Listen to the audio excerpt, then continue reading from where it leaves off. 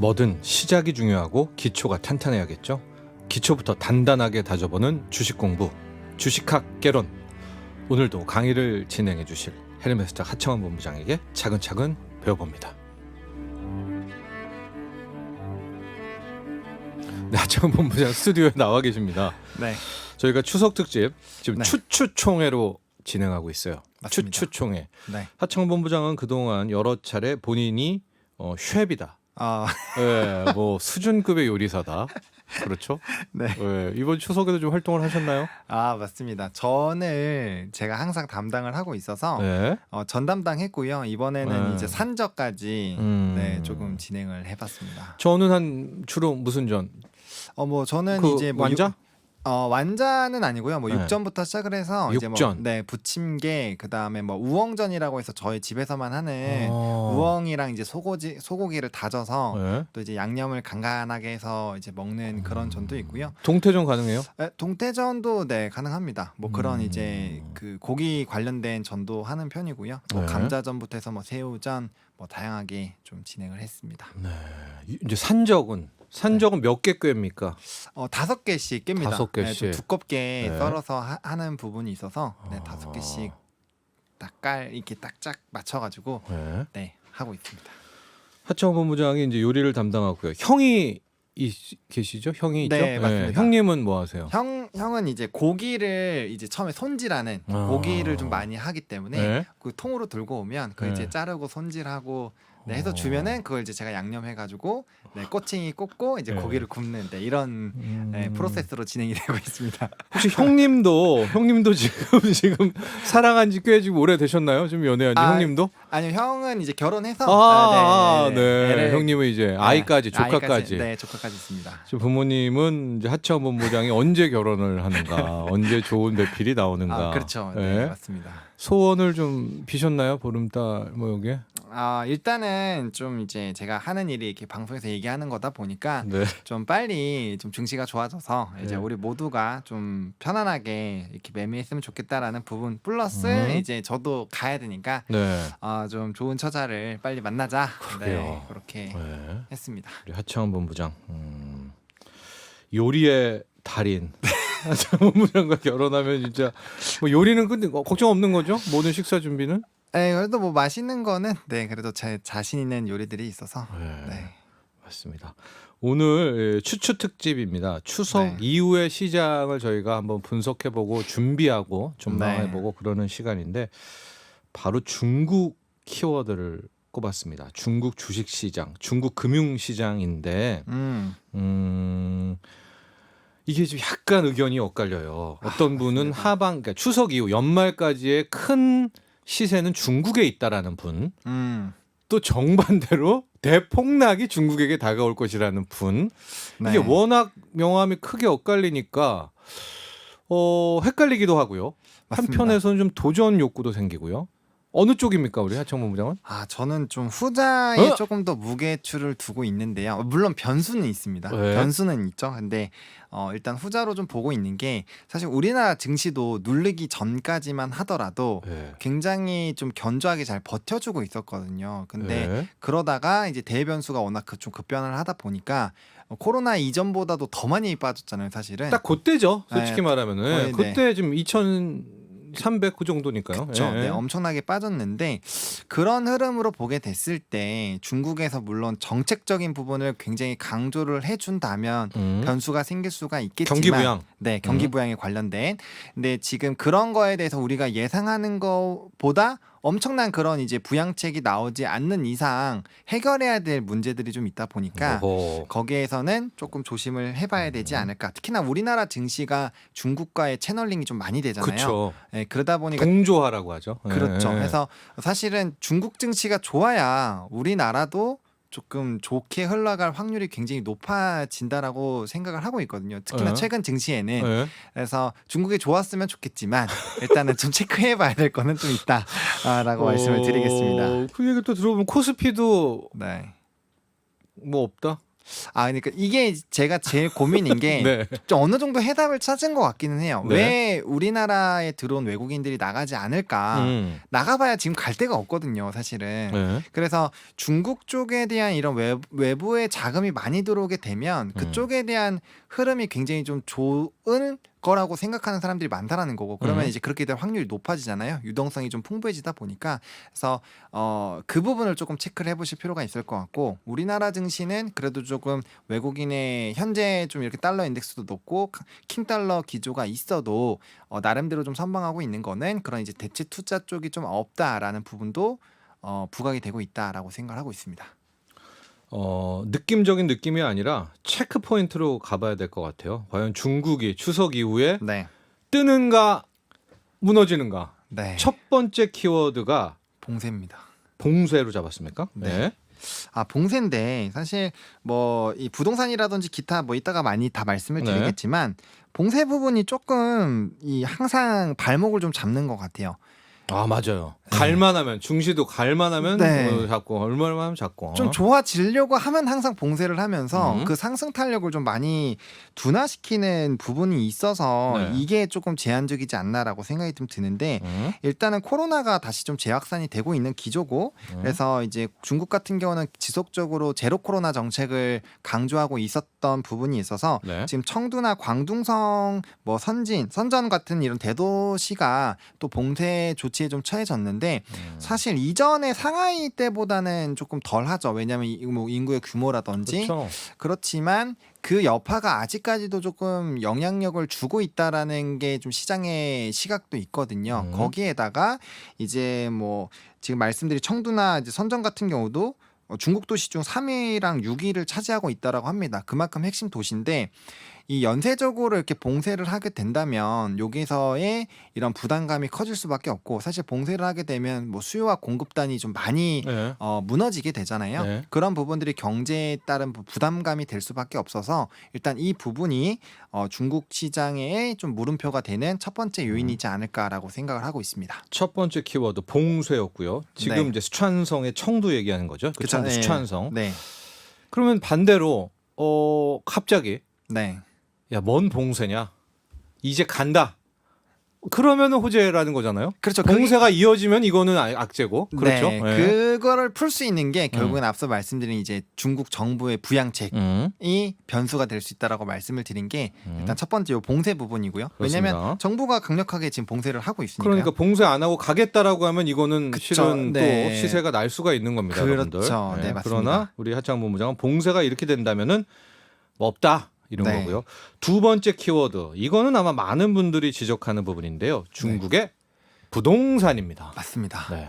부동산 문제가 지금 굉장히 좀 심각합니다. 왜냐하면 사실 이제 중국이 이렇게 크게 성장할 수 있었던 주 요인이 부동산 시장의 활황이었다라고 보는데 이 GDP의 약 30% 정도의 비중을 차지한다라고 합니다. 그러니까 이 인프라를 투자를 하고 건축물을 올리면서 사실 이제 일자리도 창출이 되고 많은 투자들이 되면서 좀 성장을 했는데, 지금 최근에 이제 요즘엔 또 다시 완화에 대한 좀 부분들이 나오고는 있지만 부동산에 대한 정부 규제가 발생을 하면서 사실 작년부터 부동산 시장이 많이 좀 깨져가고 있었거든요. 네. 아무래도 거래가 안 되다 보니까 이제 버블 논란도 좀 있었던 상황이고, 항상 이제 이런 부동산 버블이 생기게 되면 연계돼서 은행이라든지 이런 대출 쪽에 관련된 부분에서도 좀 채널링 있게 좀 무너지는 흐름들이 나타나잖아요. 그래서 부동산 경기가 무너지는 것 자체가 뭐 이런 은행이라든지 이런 그 기타 이제 대출 쪽 관련된 부분에서도 좀 문제가 될 수 있고요.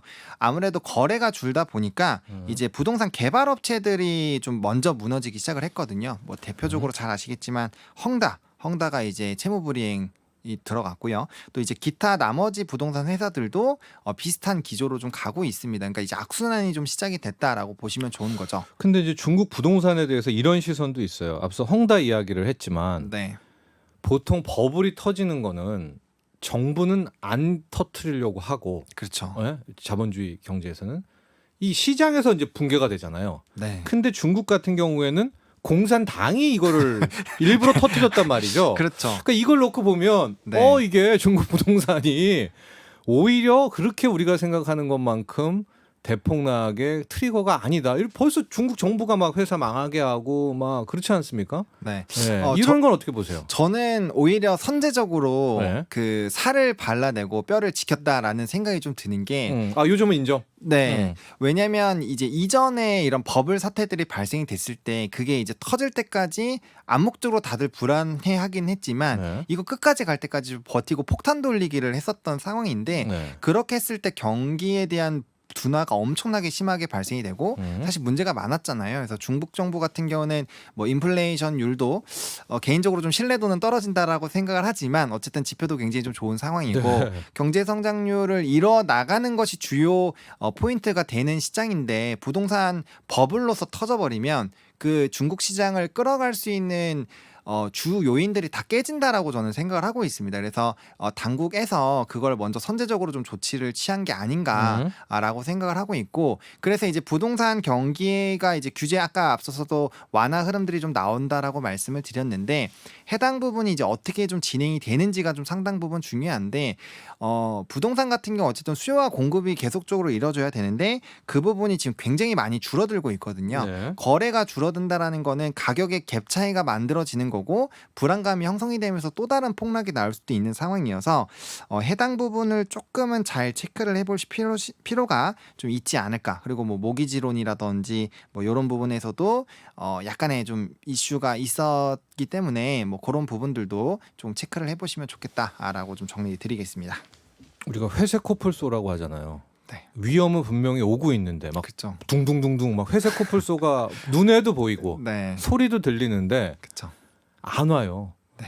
중국 부동산 위기 제가 기사 쓴 게 한 2015년부터 그렇죠. 한참 네. 오래되기는 했죠. 네, 네. 7년간 지금 부동산 위기 안 깨지고 있거든요. 이 위기가. 네. 올해는 깨집니까? 그러니까 깨진다라고 보기보다는 네. 그렇게 안 되기 위해서 이제 그 발목들을 이제 끊어주는 거죠. 잡힐 수 있는 것들을 좀 끊어주면서 조금 유지가 되게끔 하고 잘 끊어주면 잘 끊어주면은 이거는 시세가 중국 주식시장도 나올 수 있다. 네, 많이 나올 수 있죠. 중국 부동산 요게 좀 많은 부담감이 되는 상황이어서 네. 요 부분이 만약에 긍정적으로 해결이 된다? 그럼 증시는 굉장히 좀 크게 상승할 것 같습니다. 네.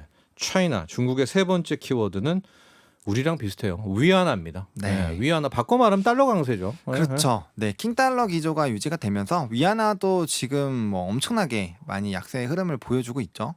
네. 그래서 사실 이제 7위안 수준까지 달러당. 네, 네. 그렇죠. 달러당 7위안 수준까지 지금 이 올라간 상황이다 보니까 뭐 해당 부분에서는 당연히 좀 문제가 될 수밖에 없는 상황입니다. 예. 그리고 이 지금 위안화가 가치가 하락을 하면 과거에 이제 환율 조작국 얘기가 나왔었던 것도 수출 경쟁력을 높이기 위해서 사실 자국의 화폐 가치를 좀 많이 낮췄잖아요. 네. 근데 이제 중국이랑 가뜩이나 이제 경쟁하는 기업들을 잘 보시면 우리나라 같은 경우도 뭐 배터리 같은 경우는 LFP 해서 이제 가격 경쟁에서 굉장히 좀 힘들고 뭐 태양광 폴리실리콘을 보더라도 뭐 가격 정책하니까 바로 잘 가던 이런 태양광 종목군들도 약간의 좀 부담감을 받았잖아요. 특히나 폴리실리콘 관련된 기업이. 네. 그래서 그런 식으로 가격적인 경쟁이 굉장히 좀 민감한 부분인데 이 환율에 대한 이 우호를 통해서 수출 쪽에 사실 좀 영향을 많이 받을 수가 있거든요. 근데 우리나라 같은 경우는 또 이제 중국이 대표적인 수출 국가이다 보니까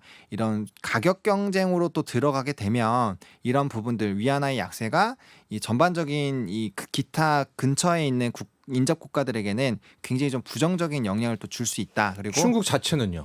중국 자체도 사실 그렇게 좋지는 않습니다. 왜냐하면 이전에는 그러니까 이게 과거에는 이런 환의 가치가 떨어지면 이제 수출 경쟁이 있어서 무조건적으로 좋다라고 봤는데 최근에는 그렇게 한다고 이제 공식이 되는 거는 아니거든요. 다만 중국과 직접적으로 수출 경쟁을 강하게 하는 나라들 같은 경우는 부담을 받을 수가 있는데 거기 안에 우리나라가 속해 있기 때문에 위안화 약세의 흐름이 유지가 되는 거는 우리나라에게 그렇게까지 긍정적으로 보기는 좀 어렵다라고 저는 연결을 짓고 있습니다. 이런 시나리오는 어때요? 지금은 킹달러, 슈퍼달러지만 네. 저게 잠잠해지기 시작하면 돈들은 다시 뭐 수익을 내려고 어디론가 흘러갈 거 아니에요. 그렇죠. 그러면 현재 인플레도 덜하고 뭐 경기 부양하는 나라 네. 중국이나 일본밖에 없으니까 네.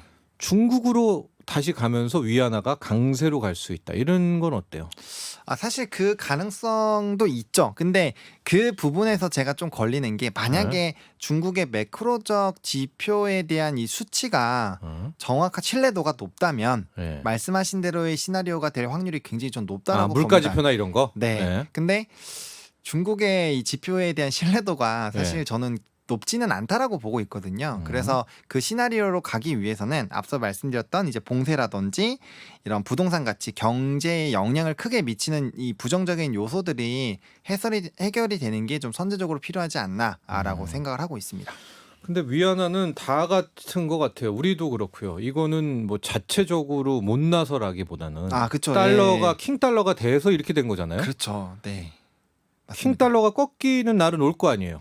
온다라고 생각은 하고 있습니다. 언제 와요? 근데 사실 그게 오면 뭐 우리나라뿐만 아니라 대부분의 증시가 좀 좋아지지 않을까라고 생각을 하고 있고요. 중국도 마찬가지고. 네, 그건. 중국, 그거는 이제 전방위적으로 네. 지금 사실 킹달러는 체계적 위험에 이제 포함이 된다고 저는 생각을 하고 있거든요. 증시 전반에 다 부담이 되는데 그 기조가 꺾인다라는 거는 뭐 유럽부터 시작을 해서 대부분의 이제 국가 증시가 좋아진다라는 분면으로 좀 보실 수가 있지 않을까 생각합니다. 위안화는 뭐 원화로 바꿔놔도 똑같네요. 네, 우리 그렇죠. 원화도 킹 달러가 꺾이면 코스피 한번 하는 거 아니에요? 시세? 맞습니다. 네.